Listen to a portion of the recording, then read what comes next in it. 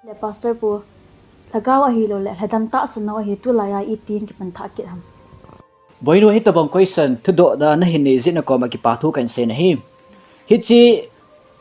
spiritism kiti gaw thu ta san na thila thu ta san na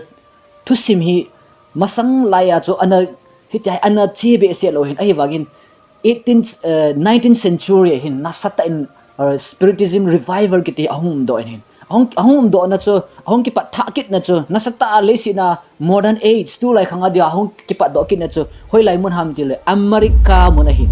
koi ho ko na ki pa do ken ham ti ting la fox sister sakitin fox sister ho hi amo new york copy a ko na hi win el ipiti ki pa ham ti ting le hin he chila hin u cha thum am win am ho min chu pi ham ti ting le lia le megi le catherine him am ho thum hin he chi zanting le chun ko ho hi ti hin ahong ki kiuzin o ho hi tin ahong gingzin hi tin thung ho jong hi tin ahong gingzin hi chi wa ko na chu hagao to khau na ki ti hit an nei win hi chi wa ko na chu america ta hong pu za ta le sit pum pi ang hi chi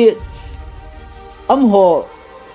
hi ti anei lai ta wa chun mi khat anomin ama chu Immanuel Swedenborg kitin 18th century Sweden mi hin Swedish mi hin ama idea hita banga chu ama jong hin ke hi haga hot ka kheu the ti na thu chu ana seijing a hin aila hi chi ho thum chu cha thumin hitia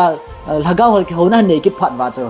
hi chi spiritism kiti haga hol kheu theina kiti pa hi na sata hungma chala tu a hi mun tin a hi uma India jong na sata ama to hi mun tin alwa hi tai amo hi chi ho am ko do ham ti le ya sei bang chun hi chi fox sister so ko na jong kon do hi